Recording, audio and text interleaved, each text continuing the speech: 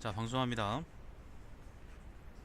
글쓰기 첫걸음 오늘은 제 글로 합니다. 제 글로 하고,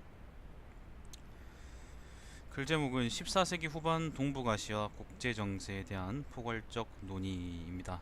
전문대기 학과 이상민.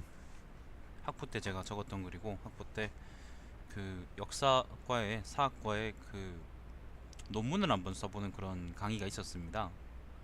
무슨 연습 강의였는데 그 강의에서 썼던 글이고, 4학년인가 3학년 4학년인가 3학년 때 제가 썼던 글이기 때문에 그때 제가 이제 글을 어떻게 썼는지 돌아볼 수 있는 그런 자료다라고 제 개인적으로는 말할 수 있을 것 같고, 여러분한테도 어, 글을 이렇게 쓰면 안 된다 혹은 글을 이렇게 써야 된다라고 말씀을 드릴 수 있을 만한 그런 글이라고 하겠습니다. 저번에 한번 얘기했던 제 글인 정의론하고는 비교했을 때 정의론에 비하면은 한 2, 3년 정도 전에 쓴 글이고, 그렇기 때문에 아마 정의론하고 비교해서 여러 가지로 아마 못한 부분들이 많을 겁니다.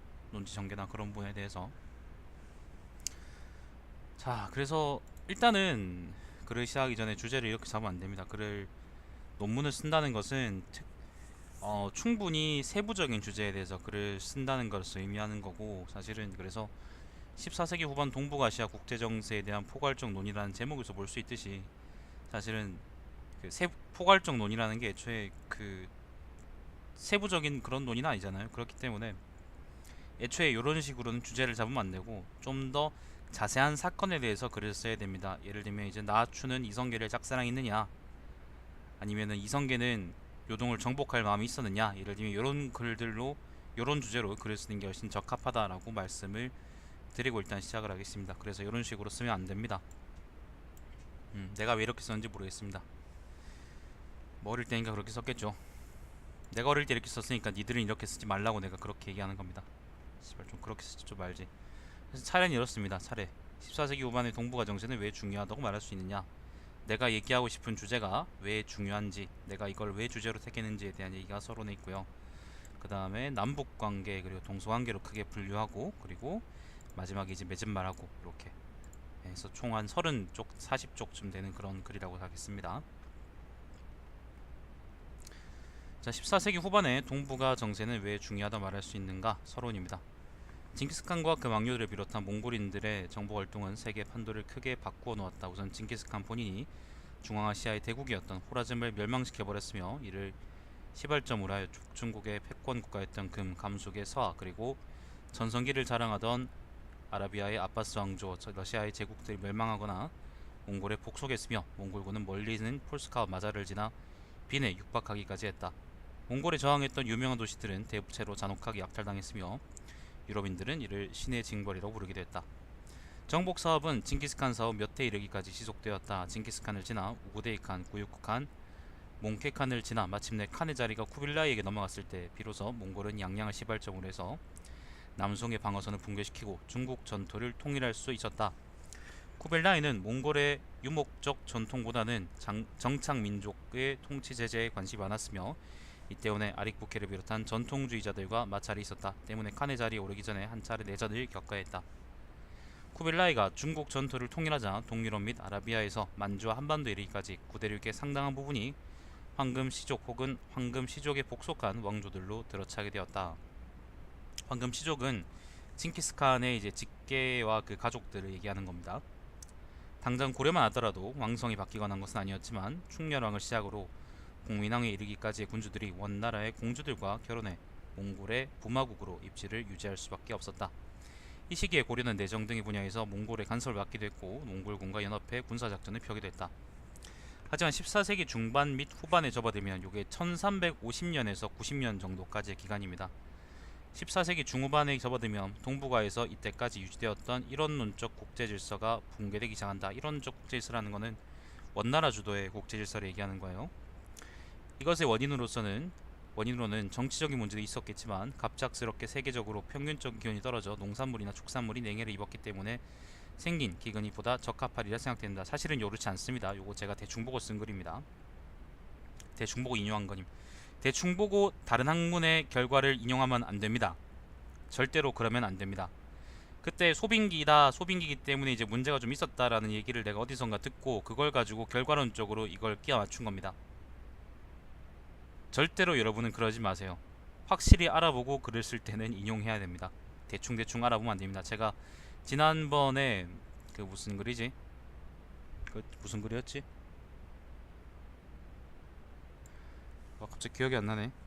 르네상스 더 길드, 그래. 거기서 내가 그 글 저자한테 했던 얘기를 똑같이 사실 저한테 돌려줄 수 있는 겁니다. 그렇게 쓰시면 안 됩니다. 자, 때문에 민심이 흉해졌고 중국 남부에서 대대적인 반란이 일어나면서 원이 휘청거리기 시작한 것이다. 요걸 이제 보고 우리가 결과론적 해석이라고 얘기하죠. 이렇게 쓰시면 안 됩니다.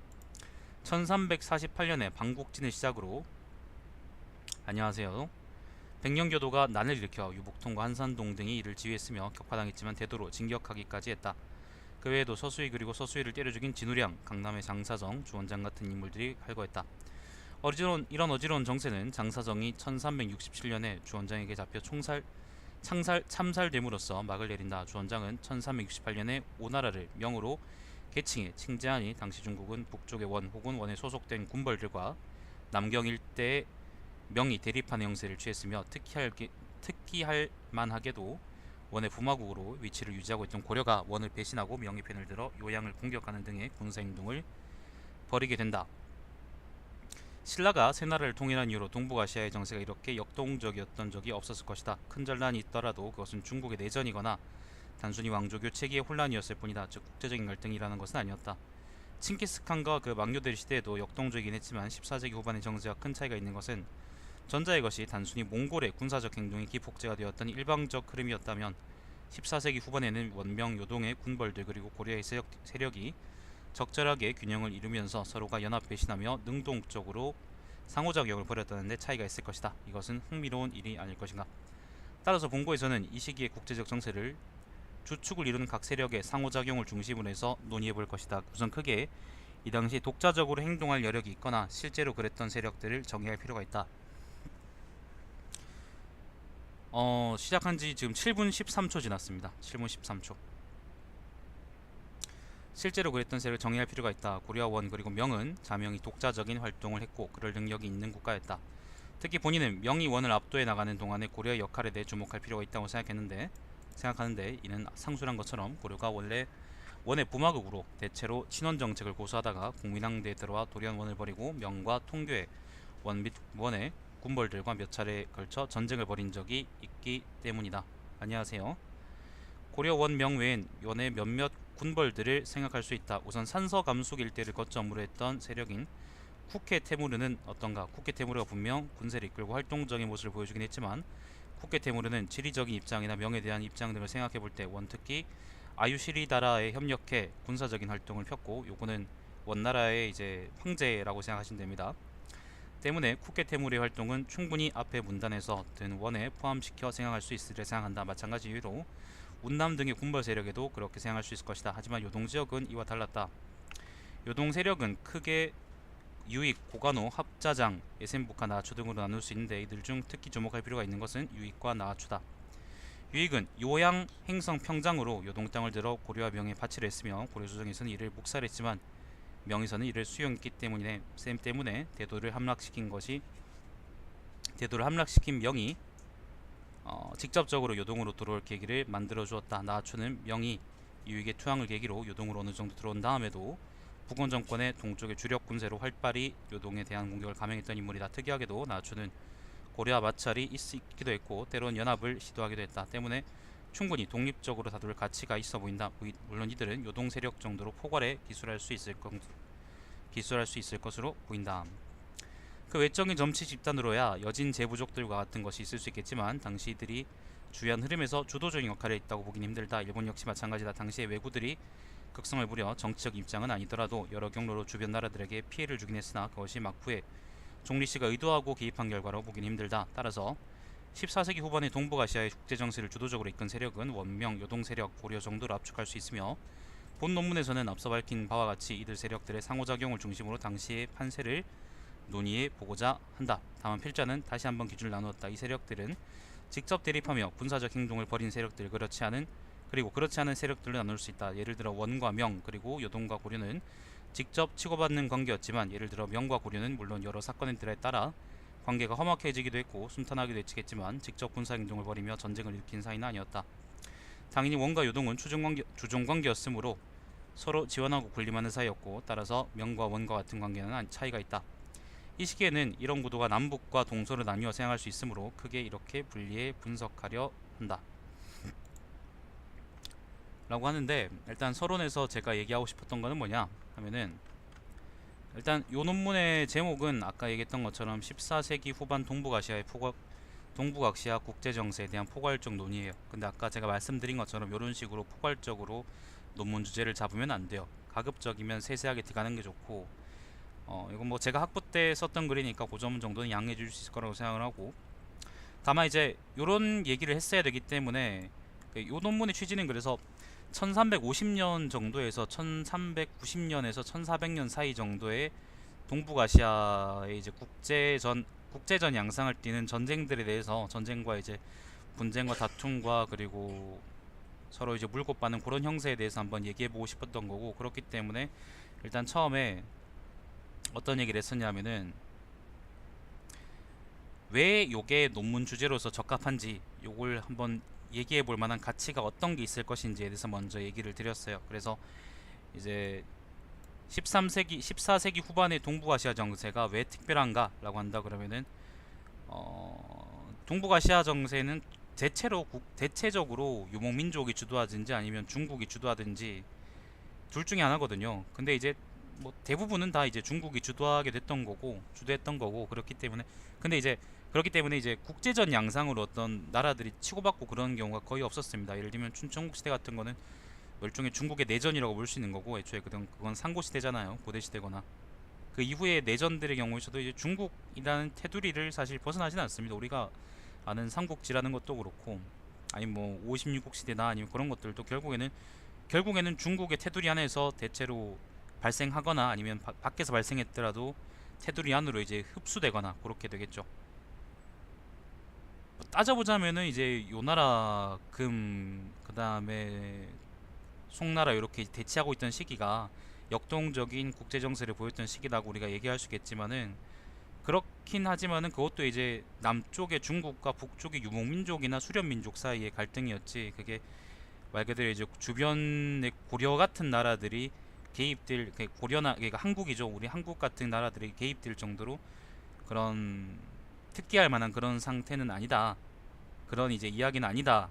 그래서 이제 14세기 후반에는 근데 고려가 되게 주도적으로 요 정세에 개입해가지고, 고려가 조선이 개입해 나가지고 이제 자기 살 길을 찾거나 아니면 뭐 정복하기도 하고 뭐 처맞기도 하고 그렇습니다. 그래서 그런 이야기에 좀 더 주목을 해서 한번 적어보고 싶었고, 그렇기 때문에 14세기 후반이 다른 시대하고 어떻게 차별적인가에 대해서 먼저 이제 이야기를 쓰고, 그리고 그 이후에 14세기 후반의 대립관계나 그런 것들이 어떻게 대체로 전개됐는지에 대해서 한번 말씀을 드리고, 그리고 그 세력들을 어떻게 나누어서 이제 제가 분석할 것인가에 대해서 말씀을 드렸습니다.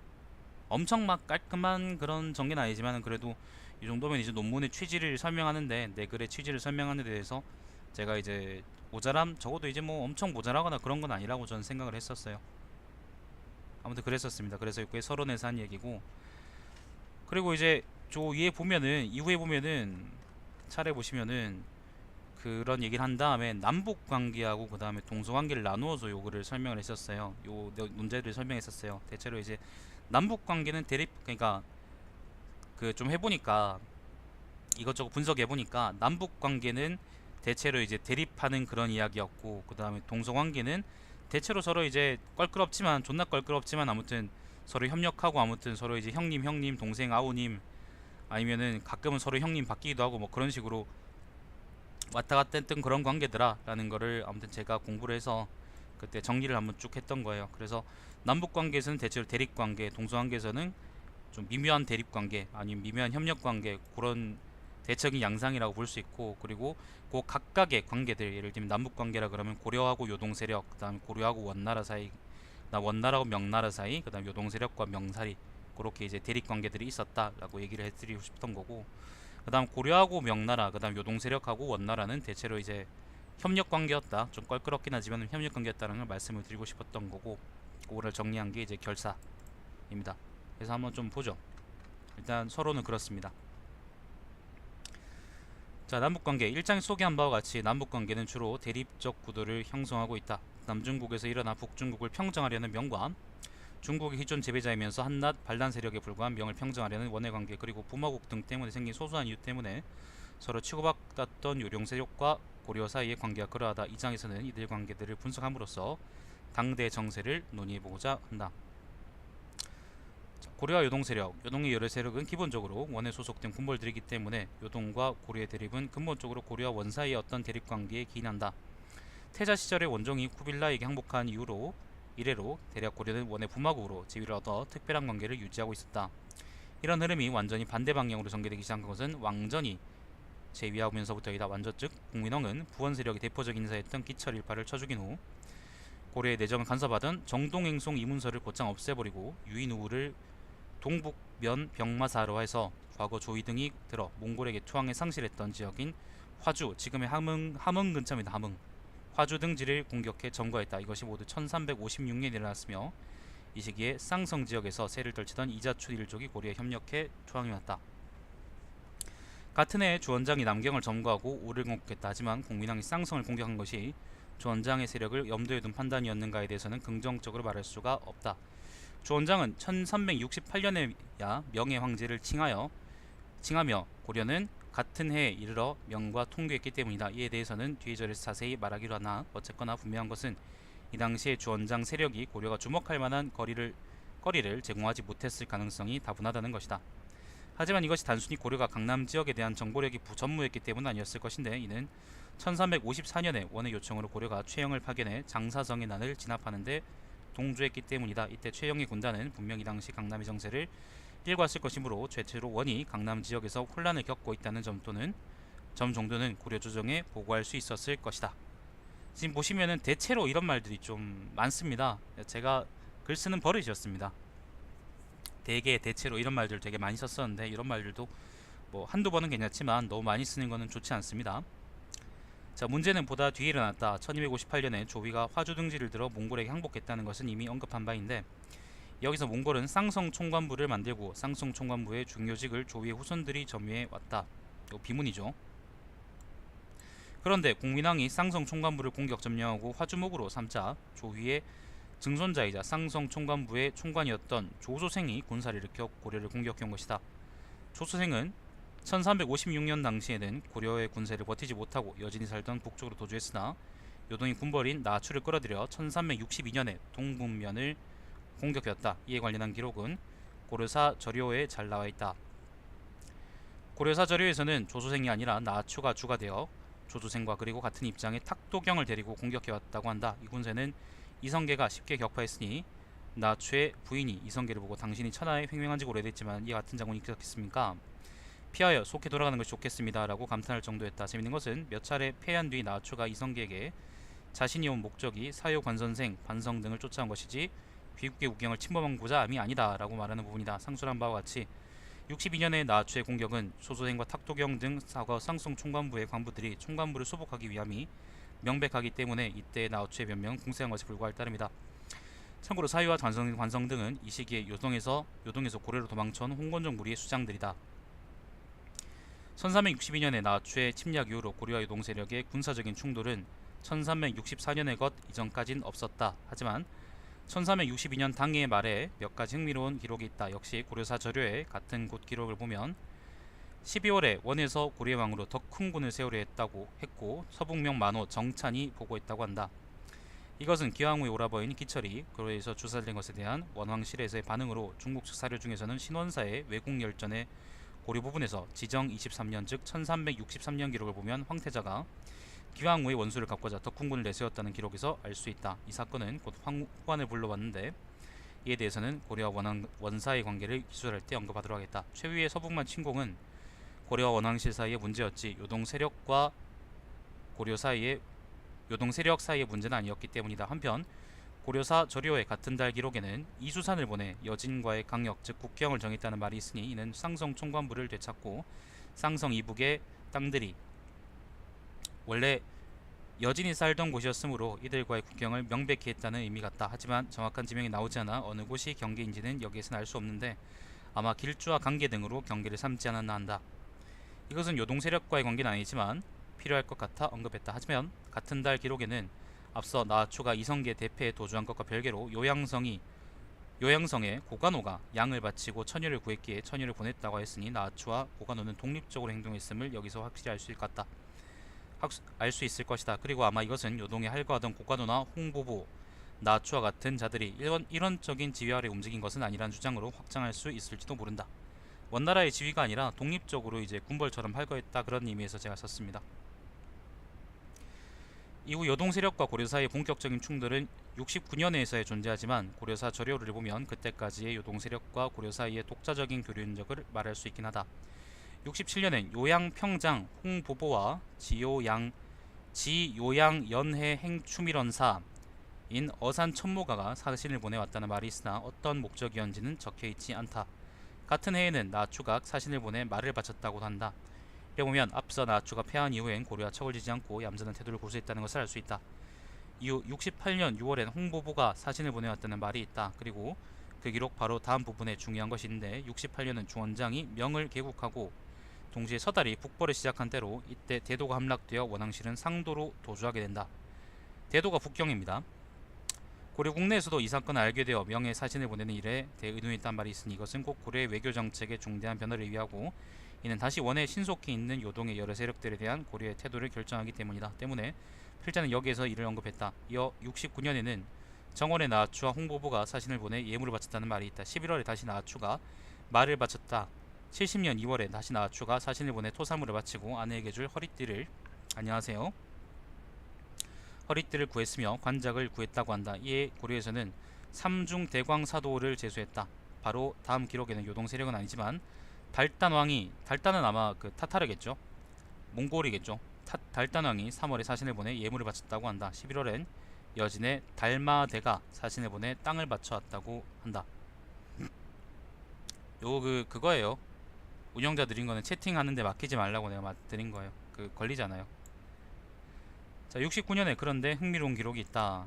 일이 있었다. 고려사 저료의 당해 12월 기록을 보면 이성계를 동북면 원수지 문화성사 어떻게 읽어야 되냐, 아무튼 로 지용수를 서북면 원수 겸 평양윤으로 이님을 서북면 도통사로 양백연을 부원수로 삼아 동령부를 공격해 원과의 관계를 끊으려 했던 것이다. 원과의 관계를 끊는다는 것은 필자의 자작이 아니라 본문에 기술된 말인 바 고려 측에서 원을 버리고 명에 친교하는 것으로 정책을 본격적으로 밀기 시작했던 것이다. 물론 이런 보다 자세한 의중에 대해서는 지금이 아니라 고려와 원 혹은 고려와 명 사이의 관계를 기술할 때 보다 자세히 말할 수 있을 것이다.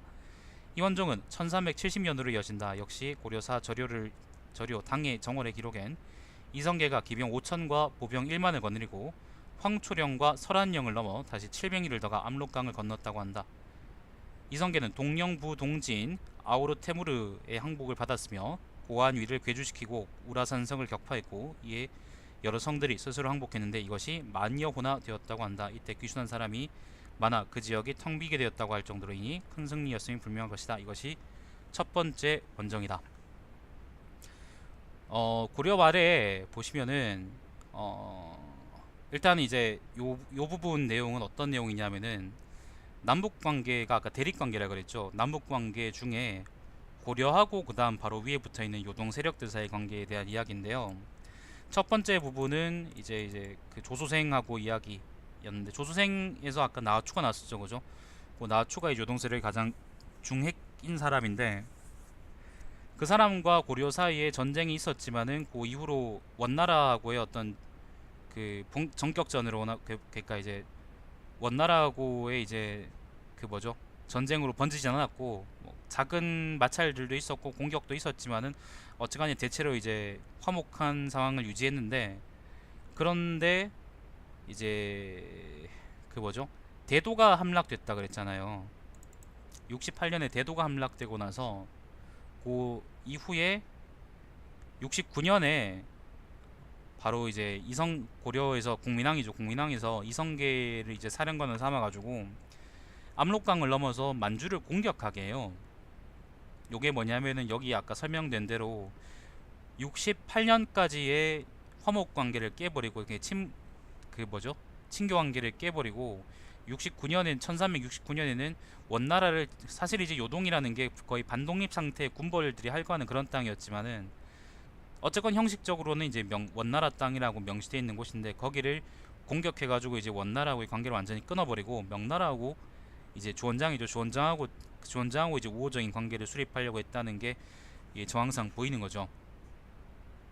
그게 이제 68년하고 69년 사이에 되게 큰 차이고, 그래서 69년 이후로는 고려가 요동에 대해서 되게 이제 적극적으로 군사 행동을 하게 돼요. 일단 이게 첫 번째 원정에서 이성계가 이제 몇 번의 큰 전투에서 이기고, 그리고 우라산성도 격파하고 쭉 갔다가 이제 왔는데 일단 점령하거나 그러진 않고 다시 왔거든요. 그러면 여기서 또 몇 가지 의문이 들 수 있죠. 왜냐하면은 도대체 우리가 요동을 먹어놓고는 왜 점령을 안 했을까? 왜 먹은 땅을 다시 뱉고 왔을까? 그런 생각이 들 수 있는데, 그거는 뭐 사람 살 땅이 아니었을 수도 있고 그럴 수도 있는 거고, 고려 입장에서 그걸 당시에 통제하지 못해서 그럴 수도 있는 거고, 뭐 여러 가지 이유가 있겠지만은 그건 이제 우리가 간접적으로 사료를 통해서 살펴볼 수밖에 없는 그런 요소라는 거죠. 일단 계속 읽어보죠. 자, 이어 같은 해에 이것도 69년이죠, 그죠? 8월 기록에는 이성계와 지용수, 양배견을 보내 다시 동령부를 공격했다는 말이 있다. 이때 원정은 사이 역시 명백히 적혀 있는데, 기철의 아들인 기사인 테무르가 원에서 벼슬을 했다가 원이 망하니, 즉 북천하니, 그러니까 대도가 함락되고 이제 북쪽으로 튀니까 동령부의 잔당들과 모여 공민왕이 이를 걱정했다는 것이다. 이성계와 지용수는 11월에 의주에서 부교를 만들어 압록강을 건넜다. 참고로 고려사의 세가 중 지용수 부분에는 도강한 이후 요심 지역이 원래 우리 땅이었다고 선포한 부분이 있다. 이후 나장탑을 지나 요성에 이르렀다. 요성이라는 게 아마 요동 아닐까? 요양 아닐까? 모르겠다. 뭐 아무튼 요성에 이르렀다. 여기서 요성은 요양이라는 사람이 있으나 나장탑이 도무지 어디인지를 알 수 없다. 이성계는 장수인 첨영의 항복을 받고 들이쳐 요성을 함락시켰으나 기사인 태무르는 요쳤고 대신 평장인 김배간을 잡았다. 그런데 이렇듯 전과를 내고도 보급이 되지 않아 소아말을 잡아먹는 지경에 이르렀고, 따라서 고려군은 철퇴할 수밖에 없었는데, 나초가 이르들 뒤를 밟다가 변수와 마국간을 만든 것을 보고 그 행렬이 일사불란하다여 멈추고 돌아갔다는 기록이 이어진다. 결국 요성을 공략하긴 했으나 이를 점령의 땅으로 하지는 못하고 퇴거한 것이다. 이것이 두 번째 원정이다. 여기서 그리고 보시면은요, 이성계가 이제 계속 이깁니다. 계속 이겨요. 그냥 한 번도 안 지고 계속 이기고 옵니다. 계속 이기고 오고 이제 상대방도 벌벌 떨고 그러는데, 근데 요 기록은 고려사절요에 나오는 그런 말이기 때문에 여기 조선조 들어와서 만든 기록일 거란 말이야. 그렇기 때문에 그 태조에 대해서 좋은 쪽으로 기록을 많이 썼다라고 우리가 좀 그걸 참작해서 볼 여지가 있어요. 중국 놈들 그러잖아요. 중국 놈들도 보면은 자기 나라 기록에 이제 존나 잘 된 부분은 되게 크게 부풀리고 존나 안 된 부분들은 되게 줄이고 그런 부분들 있잖아. 그런 것처럼 이제 우리나라도 아마 그런 부분이 좀 있을 거다라는 거를 좀 감안해서 볼 필요는 있을 겁니다. 상기한 두 차례 원정 중 앞의 것은 원과의 관계를 끊으려 했다고, 그리고 뒤의 것은 기사인 태무리 때문이라고 직접 고려사 절요에 언급되어 있고, 따라서 다른 가능성을 점칠 필요성은 없어 보인다.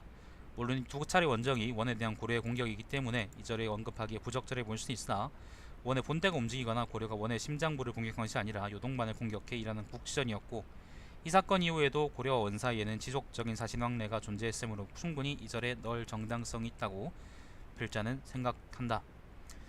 1371년엔 중요한 사건이 있었다. 고려사 절요엔 언급되지 않지만 동사강목의 공민왕 20년 즉 1371년 기록을 보면 요양성 평장 유익이 명에 투항하고자 하지만 백성들을 내지로 옮기는 것이 두려워 요심을 요양하고 이제 심양이요 고려의 땅이라고 고려에 귀부하려 했다라는 말이 있다.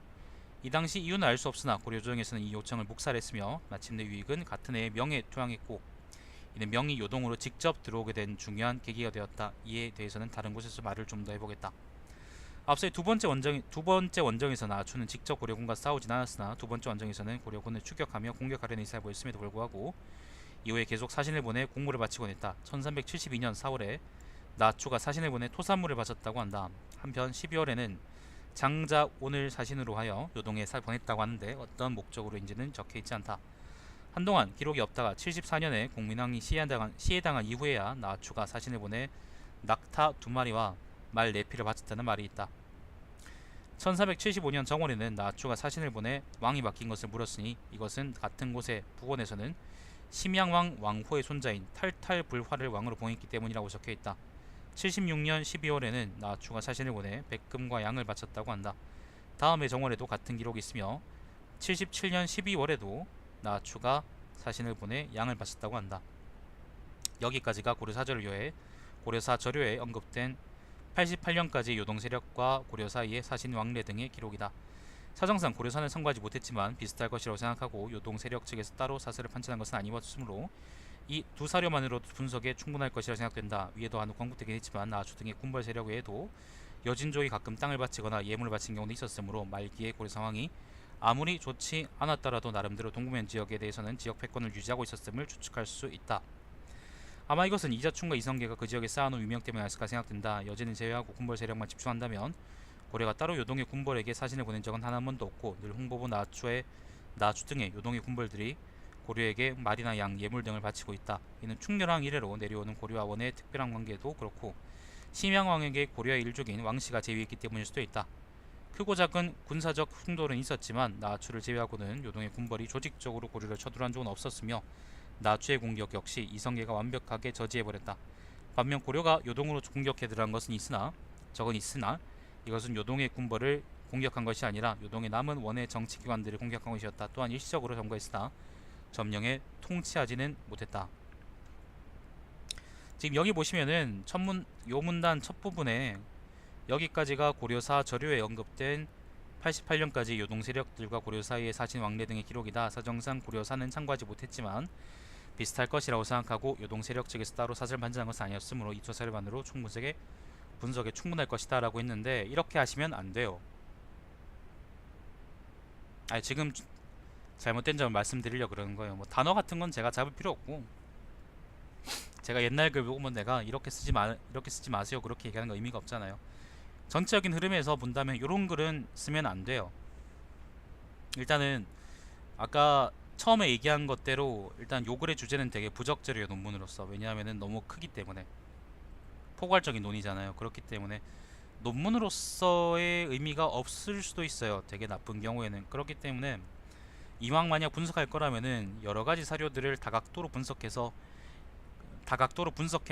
여러가지 가능성들을 따져봐야 되는 것이고, 사실 그래서 여기 지금 남북관계 중에 고려하고 요동 세력 사이의 관계에 대해서 제가 고려사 저료만을 참고했기 때문에 사실 이제 기록들이 이제 고려 쪽에 되게 일관되게 고려 쪽이 우위에 있고, 그리고 항상 고려가 승리했다고 이제 나와 있거든요.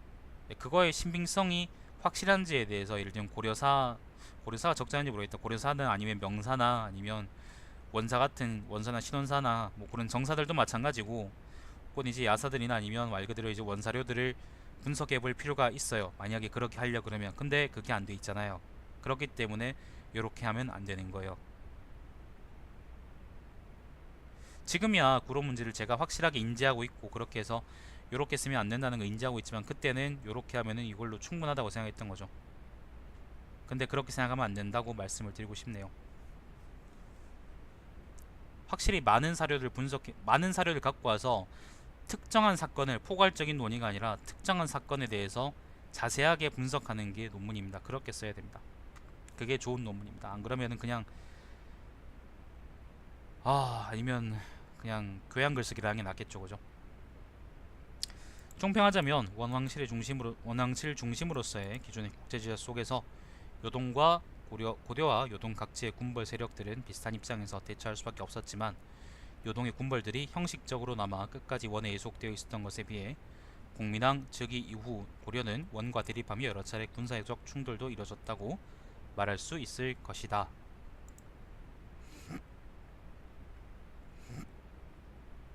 자, 고려원은 요동 지역이 군벌화된 이후로는 직접 경계가 닿아 있었다 말하기엔 곤란한 감이 있다 하지만, 어느 정도의, 사실 이런 표현도 좋지 않습니다. 뭐뭐한 감이 있다 이런 표현도 논문에 쓰기에 좋은 표현은 아닙니다. 하지만 어느 정도의 긴장된 상호작용은 존재했다. 이들의 관계는 새로 일어난 세력인 명예 동양과 상당히 밀접한 관련이 있으며, 원은 대체로 일관되게 고려를 자신의 편으로 끌어들이려고 노력했지만, 이에 고려가 여러 차례 수능과 배신을 반복하면서 상당히 복잡한 형태를 띠게 되었다. 이것은 공민왕과 우왕의 정책이 상이했기 때문이기도 하고, 고려가 파악하고 있던 당시의 국제정세가 때때로 변했기 때문이기도 하다. 우선 고려는 원의 쿠빌라이 칸 이후로 전통적으로 원의 부마국이었으며 긴밀한 관계였다. 관계였고 대체로 원과 우호적인 관계였다. 하지만 앞의 절에서 제시되기도 했고 개론적으로는 알려져 있는 것처럼 공민왕 제위 중엔 이런 정책이 역방향으로 선회되고 통상 이를 반원이라 부르기도 한다. 하지만 가장 초창기에는 꼭 그렇지만도 않았다. 고려사 저료, 여기도 고려사 저료가 나오죠, 그죠? 고려사 저료의 1353년의 8월 기록을 보면 원에서 만만태자, 정한, 평장 등을 보내 연회를 열었다고 했다. 그런데 이 기록에 또한 왕이 먼저 왕이 이 시를 위해 표문을 올려 청했기 때문에 황제가 이 잔치를 내린 것이라고 하고 있다. 이 연회는 고려 측에서 먼저 요청해 베푼 것이며 9월엔 밀직부사인 이야선 천목야를 보내 앞에 연회에 대해서 감사함을 표현했다고 한다. 그러니까 처음에는 나쁘지 않은데 나중에 되면 점점 나빠지기 시작했다는 건데, 일단 글을 다 읽는 거는 여기서는 크게 의미가 없을 것 같고, 이 방송에서는 글을 다 읽는 거는 이제 요 앞에 부분이면 충분할 것 같고, 여기서부터는 이제 글의 구조나 아니면 사료 문제 가지고 한번 좀 얘기를 해볼게요. 여기서 보면 또 고려사저료가 나와요. 고려사저료 나왔죠, 그죠? 53년의 기록이라고 나왔습니다. 그런데 또 바로 다음에 54년 기록도 역시 고려사저료입니다. 여기 안 나와 있지만은 똑같은 말이니까 이제 똑같은 사료니까 생략했죠, 그죠, 제가. 그리고 또 고려사저료가 나옵니다. 또 고려사저료입니다. 또 그리고 또 보면은 뒤에 또 고려사저료가 나올 겁니다. 여긴 또 안 나오네.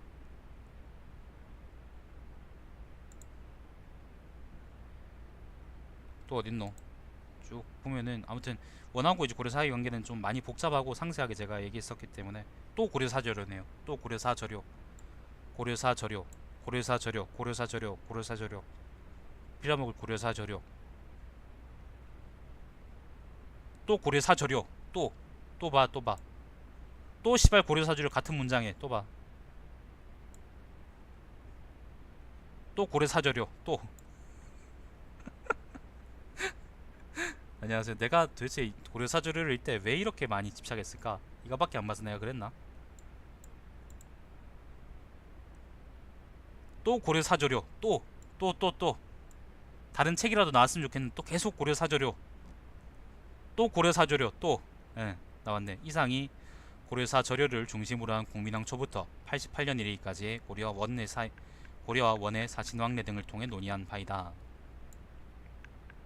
까지입니다. 총평하자면 나오죠, 그죠? 그러니까 사실 요 말은 뭐냐면은, 요 말은요, 제가 사실 앞에 이제 원하고 아니, 고려하고 그 뭐죠? 고려하고 그 누굽니까? 그 저 누구냐? 요동 세력하고의 관계를 분석할 때도 계속 고려사 저료 계속 고려사 저료에 대한 이제 그 뭐죠? 그 인용 기록들이 나오잖아요. 참고 기록들도 나오고. 근데 고려와 원에 대한 기록에서조차도 계속 또 고려사 저료가 나온단 말이지. 이러면 안 된다는 거예요. 그럼 시발 차라리 논문 제목을 글 제목을 그 뭐예요? 고려사 저료를 통해서 본 14세기 후반 동북아시아 국제 정세에 대한 포괄적 논의라고 하지. 논문을 이렇게 지었으면, 만약에 이게 논문을 적합하다고 친다면, 논문을 이렇게 지었다 그러면은 여러 가지 기록을, 아까 내가 얘기한 대로 여러 가지 기록들을 뭐 정사뿐만 아니라 야사나 아니면 필요하다면 원사료까지도 뒤져가지고 여러 가지 기록들을 참고해서 그걸로 글을 써야 된단 말이죠. 성우씨 오랜만입니다. 새해에는 좀 더 잔소리 많이 들으시길 바랍니다. 제가 드릴 말이 그밖에 없네요. 그러니까 역사 논문을 쓰는데 이렇게 하면 안 돼요. 이렇게 편향적으로 사설을 인용해서도 안 되고, 이렇게 특히 이제 통사적인 글을 쓰면서, 그러니까 좀 그 광범위한 범위에서의 글을 쓰면서 이렇게 쓰면 안 되고, 가급적이면 많은 사료를 가지고 그 기록들의 그 신빙성을 따져봐야 되는 거고, 그걸 교차 검증한다 그러거든요. 신빙성들을 따져봐야 되는 거고, 이게 정말 믿을 만한 건지에 대해서도 한번 의심해봐야 되는 거고, 그리고 이 사료엔 나와 있지만은, 예를 들면 고려사 저료엔 나와 있지만은, 예를 들면 명사에는 안 나와 있더라, 아니면 명사에 나와 있지만 고려사 저료에는 안 나와 있더라, 이건 왜 그럴까? 그런 것도 한번 따져봐야 되고 의심해봐야 되는 거고, 그 뭐죠? 1차 사료들에는 안 나와 있지만은 원사료들에 나와 있는 그런 자들을 가지고 한번 추측해 보기도 하는 거고, 여러 가지 측면에서 한번 얘기를 해봐야 돼요. 물론 이제 학부생한테 그걸 기대하는 게 얼마나 큰 기대인지는 저도 알고 있긴 하지만은, 저도 학부를 지났던 거고, 저도 이제 지금 대학원 뭐 지금 휴학 뭐 지금 그냥 이제 뭐 그 뭐 좀 뭡니까 그 수료생 입장으로서 이제 얘기하자면은, 요런 식의 주제를 판다는 게 되게 터무니없는 일이라는 건 저도 지금 알고 있지만은, 지금 제가 과거의 글을 볼 때 이제 문제가 될 만한 그런 부분들은 너무 고려 사절에 시발 편중돼 있다.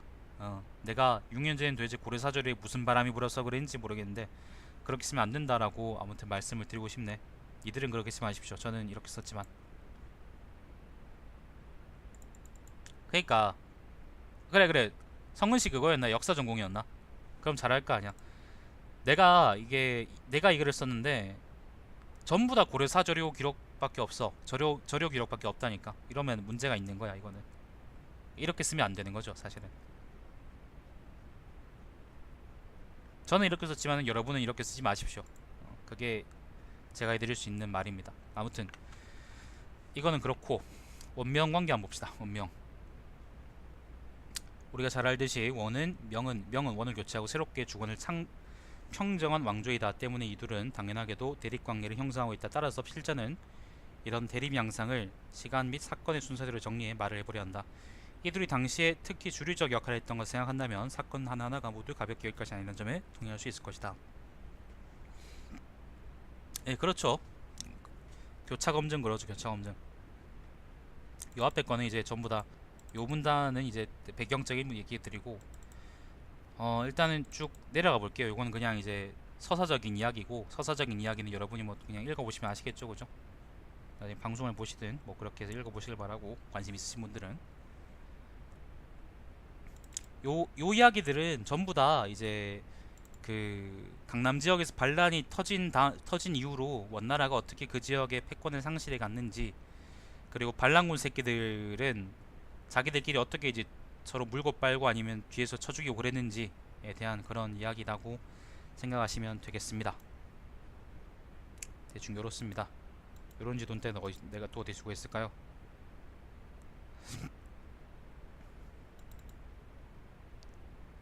자, 쭉 또 같은 얘기입니다. 건국 직후 명은 곧장 북벌에 나섰다.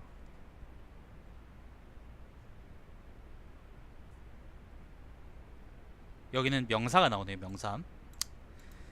자, 주원장은 망려했던 서달에게 25만의 군세를 맡겨 북진하겠으며 서달은 이를 충실히 수행해 같은 해 8월엔 대도를 함락시키고 원의 주정은 북천하기 이르렀다. 영어 잠깐만요. 영어 식으로 앞 문단에서 결론 지어놓고 그 다음 문단에서 결론을 입증한다. 아, 두괄식 문장 말이죠. 두괄식 문단. 때에 따라서 좋죠.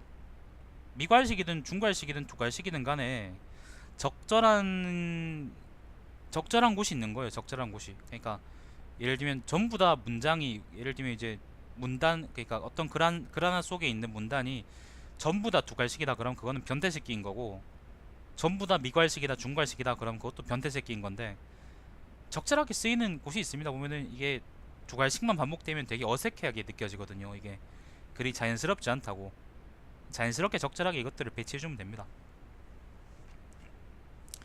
자, 아무튼 흥미로운 것은 12월에는 서달이 태원을 함락시켰고, 때문에 산서 일대를 거느리던 국계 태무르는 감속으로 옮겨갈 수밖에 없었다는 점이다. 이것은 명군이 대도를 함락시키고 점령에서 불구하고 아직 넓은 지방이 원의 세력 권한에 있었음을 의미한다. 직접적인 통치가 불가능했더라도 말이다. 국계 태무르가 산서 일대를 점거하고 있었던 것처럼 운남에는 여전히 바자르 와르미가 강남의 원군을 긁어모아 세를 자랑하고 있었고, 몽골 본토는 물론 명의 세력이 전혀 미치지 않았으며 요동 역시 미지의 땅이었다. 이것은 전적으로 원이 이민족 왕조라는 것에 기인한다고 생각되는데, 기존의 중원 왕조들이 중국 안의 수도가 함락되면 더 이상 설 자리가 없어진 것에 비해서 원은 세력 기반이 아직 몽골권에 남아 있었고, 때문에 중국을 통치하던 대도가 함락되더라도 각지의 군벌들이 자신의 관할 지역을 유지하는 것은 물론 얼마든지 도망갈 곳은 남아 있었기 때문이다. 아, 그게 변태 새끼입니다. 그냥 변태 새끼임. 더 말 필요가 없음. 자, 때문에 서달 등은 대도에서 멈추지 않고 북천한 원앙시를 따라 계속 움직여 했다. 요거는 이제 북벌 이야기죠, 그죠? 북벌 이야기 쭉 나오고, 예, 명사 나오죠. 명사 태조봉기 나옵니다. 앞에도 명사 태조봉기 이야기 나왔었어요. 여기도 지금 명사 있네. 명사, 그죠? 자, 그 다음에 또 쭉 보면은 요것도 전부 다 북벌 이야기고요.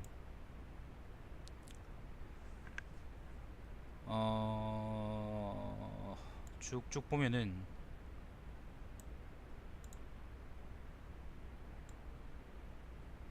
요건 이제 원나라의 멸망, 예, 사실 북원 정권의 멸망까지 예, 이제 서사적인 이야기가 쭉 적혀 있다라고 말씀드리면 되겠습니다. 한번 읽어볼까요? 요 부분만.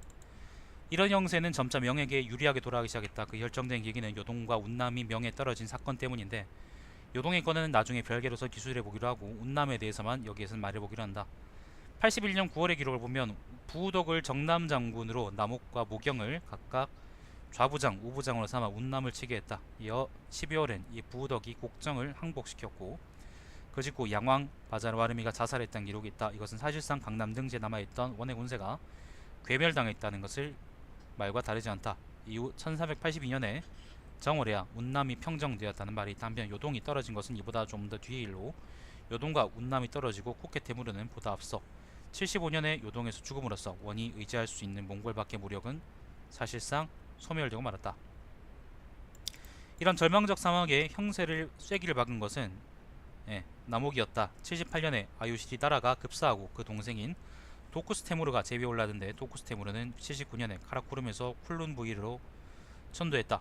한편 명에서는 87년에 남옥을 정로대장군으로 해서 당승종 곽영에게 남옥을 돕기 위해서 막북을 공격하도록 했다. 88년 4월 기록을 보면 남옥이 포아해 즉 쿨룬 부위로 해서 면을 급습해 크게 파하고 도쿠스테무르의 처자 및 만여 명을 포로로 잡고 갔다는 말이 있다. 도쿠스테무르는 도망가다가 아릭부케 계열인 이수데르에게 주살당하고 말았으니 원의 양통은 끊긴 셈이다. 이수데르는 스스로 칸에 올랐지만 더 이상 원이 차용하던 중국식 제도는 사용하지 않았으니 결과적으로 몽골은 초원으로 돌아가게 된 셈이라 하겠다. 또한 명에서도 도쿠스테무르를 끝으로 더 이상 몽골을 원이라 부르지 않으며 이유는 달단 즉 타타르 등으로 부르고 있다. 자, 요거 총평이고요. 자, 요것도 결국에는 이제 명사에서만 인용이 된 겁니다. 아까 얘기했던 것처럼 이제 여전히 사료의 편식 문제가 있다라고 말씀을 드리겠습니다. 사실 뭐 사료를 편식해서 어떤 사건을 또 세수하게 분석한 것도 아니에요. 서서적으로 이제 쭉 나열하고 그 이제 사실관계들을 한번 따져보고 그게 이제 거시적으로 어떤 의미가 있는지를 제거해서 분석하고 있을 뿐이지, 예를 들면 세세한 사건들에 대해서 이것이 신빙성 있는가를 걸 또 분석하고 있는 건 아니거든요. 이거는 논문이 가야 될 방향이 아니에요. 여러분은 논문을 이렇게 쓰시면 안 돼요. 정의론에서는 제가 글은 이렇게 써야 된다고 많이 말씀을 드렸었는데 지지난 중가에서 이번 글에서는 이렇게 글을 쓰면 안 된다는 것을 많이 말씀드리고 있는 거예요. 여러분은 이렇게 쓰지 마세요. 나중에 학사 논문 쓰거나 그럴 때. 자, 이번 요동 세력과 명, 요거는 이제 요동의 이제 나추나 고관우 등하고 그 다음에 명나라하고 싸운 이제 그 이야기를 쭉 적어놓은 건데, 요것도 이제 매나 서사적인 서술 위주고요. 서사적인 서술 위주고, 보자, 여기서도 보면은 동사강목 나오고, 동사강목 나오고, 명태조실록 나왔습니다. 드디어 명사, 그 다음에 고려사 저료, 그 다음에 동사강목 외에 다른 사사가 나왔습니다. 명태조실록 나왔습니다. 명사, 명태조실록. 그리고 또 아마 계속 명태조실록이 나올 겁니다. 명태조실록, 고려사, 고려사, 그 다음에 고려사, 명태조실록, 그 다음에 풍승 나오네. 풍승. 아, 그리운 이름이다. 참 오랜만에 듣는 이름이네요. 자, 아무튼 요것도 이제 대체로 다 이제 그런 맥락의 이야기다라고 하겠습니다. 그리고 자, 이번에는 그리고 남북 관계는 대체로 다 이제 뭐죠? 뭡니까? 대립 관계였죠, 그죠? 대립 관계. 아니요. 그 사료를 인용하는 건 필요해요. 인용하는 건 필요한데 다각도로 이제 이걸 인용하는 게 부족했던 거죠. 사실 내가 역사 전공자가 아니잖아. 역사 전공자가 아니기 때문에 다각도로 이걸 분석하거나 그런 능력까지는 없었고, 내가 많이 그걸 읽어보지도 않았었지. 다만 이제 나는 그때 반복이라는 것도 그러니까 통사적인 내가 서술하고 있기 때문에, 예를 들면 이게 내가 처음에 얘기했던 것처럼 논문은 되게 좁은 주제에 대해서 글을 써야 되는 거예요. 예를 들면 이제 뭐 컴퓨터 공학에 대한 이야기를 한다 그러면 룩시님이 이제 컴공 그쪽 전공이니까 한다면은 예를 들면 이제 C++ 언어 전체에 대한 이야기를 논문으로 쓸 수는 없는 거잖아요. 그죠? C++ 언어 전체에 대한 이야기, 아니면 C 언어 전체를 합시다. 그냥 C 언어 전체에 대한 이야기를 할 수 없는 거잖아. 아니면 C 언어의 예를 들면 4분의 1 정도 되는 그런 분야의 이야기를 우리가 논문으로 쓸 수 없는 거잖아요. 그것처럼 1400 1350년에서 1390년 정도까지의 동북아시아 역사를 통사적으로 기술한다는 거는 사실은 논문 주제로 부적합한 거기 때문에 그 점을 양해한다, 그 점을 감안한다 그러면은 사실 못 쓸 것도 아닌데, 근데 통사적으로 하다 보니까 이제 여러 가지 사료를 인용하는 것보다는 저렇게 한 가지 사료를 통해서 서사적인 이야기를 쭉 하고 그 이야기들을 서로 분석하고 대조하고 그다음에 사실관계를 따져보고 그다음에 논리관계를 따져보는 게 이제 적합한 방식이긴 했었었는데 좀 부족한 거지. 그러니까 아무튼 이글 자체를 내가 그 되게 넓은 주제로 이글 자체의 주제를 되게 넓게 잡고 나서 시작했기 때문에 제가 지금 계속 말씀드리는 반복적인 사서 문제나 사서 인용 문제나 그런 것들은 뭐 필연적으로 이 글이 갖고 있을 수밖에 없는 그런 문제라고 말씀을 드릴 수 있겠네요. 아무튼 그건 전제로 깔고 해야 될 것 같습니다. 좀 읽어보죠. 남북 관계는 그거죠. 대립 관계였죠, 그죠? 예, 그 아예 더 줄여야 돼요. 더 줄여야 돼요. 예를 들면 내가 아까 처음에 사람들 들어오기 전에 얘기했었었는데 예를 들어서요. 왜 이성계는 나추를 붙잡아서 이제 그 뭐죠? 서로 물고 빨지 않았는가? 그렇게 서로 사랑했으면서 예를 들면 그런 이야기까지 들어가야 돼요. 논문 주제는 충분히 더 세부적이어야 돼요. 주원장은 치질이 있었을까? 예를 들면 그런 거. 아니면 남옥은 풍승을 사랑했냐? 예를 들면 그런 주제를 들어가야 된다니까. 너무 포괄적입니다. 14세기 후반에 요동 한반도의 정세 병원 이것도 엄청나게 포괄적입니다. 이렇게 해서는 안 돼요. 그걸 가지고 책 한 권 쓸 수 있어요. 명태조실 꼴랑이 이제 명나라 역사 중에서 200년 역사 중에서 태조에 대한 역사만 다룬 명태조실록도 분량이 엄청난 걸 생각을 하면 그건 좀 이상하긴 한데 그건 좀 이제 좀 음모론적인 그런 거긴 한데 아무튼 아무튼 이제 주제를 훨씬 좁아야 된다는 건 아마 무슨 말인지 이해하실 거예요. 자, 동서관계는 이제 대립관계라기보다는 협력관계다, 미묘한 협력관계다라는 거를 말씀을 드리고 싶었고, 그래서 이제 고려하고 명, 그 다음에 요동세력하고 원 이런 식으로 제가 나눠서 분석을 했었습니다. 고려하고 명에서는 다시 또 고려사저료가 나옵니다. 고려사저료, 그리고 고려사, 예, 또 나옵니다. 쭉쭉 나옵니다. 고려사저료, 그리고 고려사 또 나오네. 복민항세가 나오고, 자 고려사저료 나옵니다. 또 고려사, 네. 자 고려사, 네.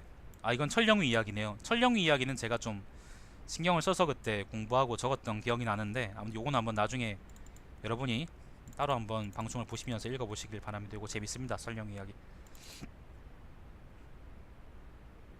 네네네. 학부 졸업 논문 뭐였는데요? 주제가 뭐였는데? 자 고려사 저료, 고려사, 네, 쭉쭉 나옵니다. 고려사. 자 철령 이야기 나오죠, 그죠? 철령 이야기. 자 명사 나왔습니다. 명사. 네, 명사 조선전 나왔습니다. 명사 명태조실록. 자 그다음에 네, 명사 명태도 나왔고, 네. 쭉쭉 넘어가면 이제 끝이네. 고려사 요절에서는요 고려사 저료 그다음 명사 명태조실록 이렇게 인용이 됐습니다. 이렇게 정사들로만 도배하면 안 돼요. 좀 더 파고 들어가야 됩니다. 물론 제가 원하는 게 학부생 실력이 아니라 훨씬 그 이상을 염두에 두고 확실하게 제대로 된 글을 말씀드리고 있는 거지만은 아무튼 이런 글에 만족하면 안 된다라는 걸 여러분한테 좀 말씀드리고 싶고, 시발 족같은 고려사 저료를 좀 덜 봤으면 좋겠네. 계속 나오네요. 계속 정말 북송을 중심으로 한 주변국의 관계가 그 찾은 논문이었다고. 본인 졸업 논문은 뭐였는데요?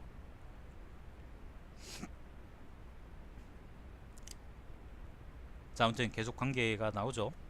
자 유동 세력과 원, 이번에 이제 그 원나라 정부 중앙 정부하고 그 다음에 나춘 아니면 그 관련한 세력들 사이의 이야기인데 이것도 마찬가지로 서사적인 이야기 중심이에요. 문제가 있죠. 요건 사실 별 이야기 없네. 그리고 네. 우리 한카이 사미에 관한 이야기네. 자, 맺은말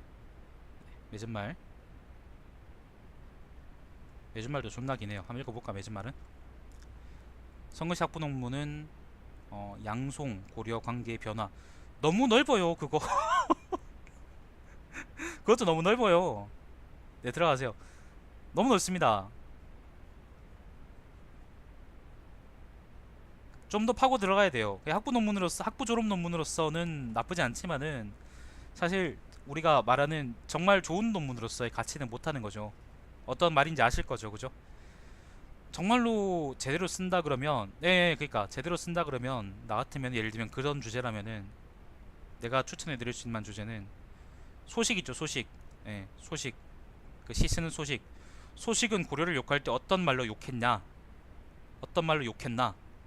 뭐 예를 들면 이런 걸 주제로 잡을 정도로 세부적으로 파고 들어갈 정도가 돼야 되는 거죠. 아무튼 그렇습니다. 지금 생각하면 어떤 의미에서는 좀 후회가 남긴 하는데 지금은 뭐 확실하게 이제 그때 이런 글이 문제가 있었다라는 거를 인지하고 있으니까 오히려 그게 나은 결제도 모르죠. 제가 지금도 이것처럼 글을 썼다 그러면은 여러분한테 글쓰기 첫걸음은 못 해드릴 거 아니에요, 그죠? 자, 결사합니다. 14세기의 전 세계적 소비이기 때문에 이거 아까 얘기했던 것처럼 결과론적인 해석입니다. 이렇게 쓰시면 안 돼요. 자, 중국 역시 큰 피해를 입었다. 또한 운 없이 일어난 황마의 범람 때문에 원나라 조정에서는 치수공사를 벌이게 되었고 때문에 많은 인력을 동원하게 되었다. 대규모 통곡공사가 일어나니 많은 백성들이 불만을 가지게 되었고 고종 백령교도 부디들이 난을 일으키니 이것이 홍건적이다. 원말 일어난 수많은 반란군들은 크게 두 가지로 나뉘었는데 하나는 언급한 홍건적 계열이고 하나는 강남의 장사꾼 계열이었다. 한국진 장사성은 후자에 속했고 서수의 한산동, 유복통, 곽정 등은 전자에 속했다. 황해에 대한 암투 때문에 강남 및 하남에서 이러한 반란군을 진압하는 것이 늦은 원조정에서는 마침내 토쿠토가 대략의 망투를 종결하고 장사성을 멸하기 위해 남아있다.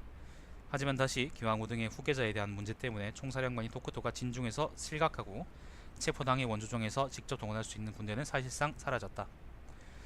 토쿠토의 실각 이후 산서와 섬서의 토케테무르와 보르테무르는 잘했습니다. 그래도 줄여야 됩니다. 자, 홍군적과 싸웠으나 쓰며 강남의 광군은 양왕 바자라 와르미 아래로 모여 한 세력을 형성했다. 요동에는 동방 왕가들과 요양행성의 관리들 그리고 홍건적과 남쪽에서 싸우던 견 나추가 아웅다웅하며 요동에서 난리뱉고 있었다. 이들은 원왕실을 배신하지 않았다. 강남에서는 방국진, 장사성, 진우량, 주원장의 싸움으로 형세가 점점 단순화되었으나 결국 주원장이 나머지 경쟁자들을 격파하고 주원장이 명을 세우고 칭제하기 이른다. 주원장은 칭제한 이후 서달 상우춘 등을 보내 북벌을 시작해 같은 해에 대도를 함락시키고 곧 상도와 응창도 함락하여 공략하여 원을 막북으로 쫓는 것에 성공했다. 하지만 중원에 여전히 바자르와름이 쿠케테무르와 같은 군벌들이 내륙 지방에서 명군과 각축전을 벌여 원과 명세가 백중세를 이루었다.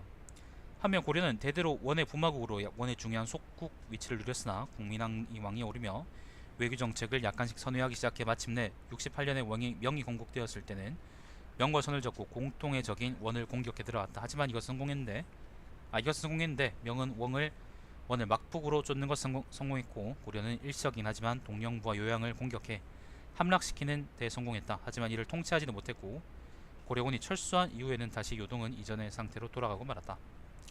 고려와 원의 연합으로 원이 수세에 몰렸지만 명이 점차 큰 세를 키워감에 따라 고려의 고압적인 태도를 취했고 사신이었던 손내시가 사살하면서 명과 고려는 군사적인 충돌을 예상할 정도로 급속히 냉각되었다. 하지만 이는 아직 중원이나 요동 막북에 있는 원의 세를 건재하였고 각지에서 명군과 각축전을 벌이고 있었으므로 고려와 명 사이에 전쟁이 일어나지 않고 어느 정도 느슨한 연합이 유지되었다.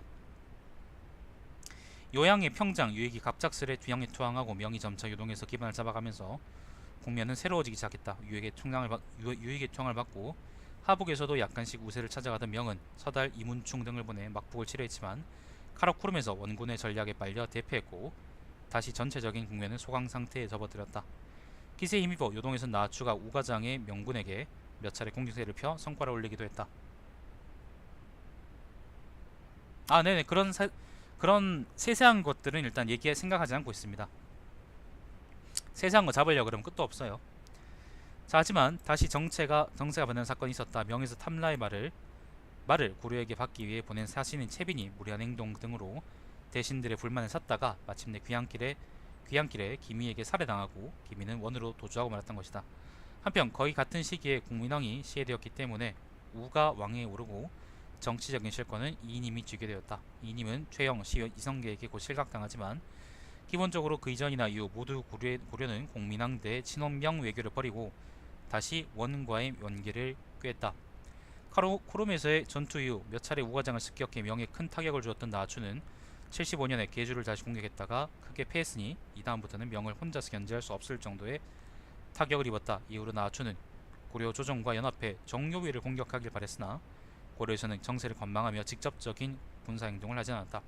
기본적으로 애매한 위치에 있는 고려에 먼저 손을 내민 것은 원이었다. 원은 77년에 우왕을 책봉하여 우왕의 정통성 문제를 해결해 주었는데 명 역시 이전의 문제들을 덮어두겠다는 태도를 취하고 85년에 우왕을 책봉해 주었다. 이것은 고려가 당시 원과 명 사이의 세력 균형에 중요한 역할을 했음을 의미한다. 한편 몽골권에서는 78년에 아유실이 따라가 급사하고 뒤이어 즉위한 도코스테무르가 79년에 카라쿠름에서 쿨룸부이를 천도해 새로운 기회를 노렸는데 우의 정세는 원에게 좋지 않게 흘러갔다. 원 정권에 대한 결정타는 나아추 세력에 괴멸당한 것이었다. 84년부터 여진을 공격해 고려와 나아추 그리고 원사의 통로를 끄는 명은 마침내 87년에 풍승에게 나아추를 공격하게 해서 나아추는 남옥의 진영에 이르러 항복할 수밖에 없었다. 따라서 명은 별다른 행동을 하지 않는 동방왕가들은 논외로 한다면 요동 전역과 중원, 강남까지 막북을 제외한 대략 모든 곳에서 원의 군세를 축출했으며 따라서 원은 쿨룸부이르의 bun국 정부와 친원적인 성향을 보이는 고려 정부만이 명에 대적할 수 있는 상대로 남아있었다. 이런 상황은 거의 동시에 정리되었다. 88년에 남옥은 쿨룸부이르의 원조종을 습격해 괴멸시키고 마침 도코스테무르의 경쟁자인 이수데르의 습격으로 원의 황통마저 끊어놓았다. 한편 같은 해에 끊어졌다가 맞겠죠, 그죠? 같은 해에 명에서는 요동지역에 철령위를 만들려 했는데 이에 고려조정에서는 철령위의 위치를 착각해 요동을 선공해 원과 명을 협공할 계획을 세웠다. 원나라하고 같이 명을 공격한단 말이에요. 하지만 고려군의 공동사령관이었던 이성계는 이미 쿨룬부이르에서 원정권이 남옥에게 이미 괴멸당했다는 것을 자신의 정보력을 통해 알게 되었고 때문에 승산 없는 싸움을 할 수 없어 회군의 최영을 숙청하고 결국에는 우왕을 폐위하게 했던 것이다. 끝으로 요동에 남은 요왕을 비롯한 동방왕가들은 주원장의 회의에 응하여서 세위가 되어 그 세력과 백성을 보존할 수 있었다. 네, 이상이 14세기 후반에 적절한 생각입니다. 저도 생각나거든요. 후반에 동북아시아 정세를 대략 정리해 본 것이다. 본 논문에서는 이 모든 과정을 분석해 1, 2차 사례를 통해 각 과정 사이의 합리적인 연결고리를 추론해 보았다. 중국, 안 또는 유머 민족과 연계, 대륙에서 이런 식의 역동성이 전개되는 시기는 많다. 보통 이런 시기는 혼란기로 표현되어 왕조 교체기에 주로 이런 상황이 전개된다. 하지만 삼국시대 이후의 한반도의 왕조들은 대체로 늘 국제적 관계 밖에서 관조하고 나라를 보존하는 데 힘을 쏘았다. 하지만 몽골 제국 행할 때 몽골의 푸마국으로 들어가 동북아시아 각국의 형세에 직접 영향을 끼치고 마침내 중원의 스승애들이 기울 수 있는 정도의 기회를 여러 번 잡을 수 있었던 것이다.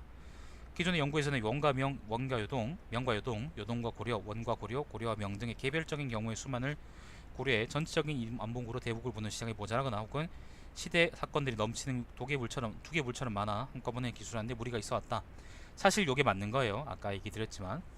하지만 이번 논문을 통해 14세기 후반의 동북아시아 격동적인 국정수를 최대한 한꺼번에 표현하고 분석해 이전에 없던 시도를 했던 것이다. 다만 양이다 보니 기존 논문처럼 훨씬 높은 형태의 분석하지 못했고 국역이 어느 정도 된 정사만을 거의 참고하였으니 틀에 박힌 이야기만 이상을 할 수 없었단 바다. 정리하자면 기존의 시도였던 개별적 분석에 따라 통합적으로 국제 정세를 바라본 이번 작업은 충분히 가치 있었다고 생각하고 조금 더 작업이 진행된다면 편연체적 정의를 통해 흐름을 절신 잡을 수 있도록 만들어줘요. 네. 이렇습니다. 요게 제 학부 3학년 때 글이고요. 제가 잘 쓴 건 아니지만 여러분이 니들은 이것보다 못 썼을 거기 때문에 3학년 때 저는 만족함. 자, 보시면은 저도 그 당시에 저도 사실 까먹고 있었는데 그 당시에 저도 이 글의 한계를 명확하게 알고 있었어요.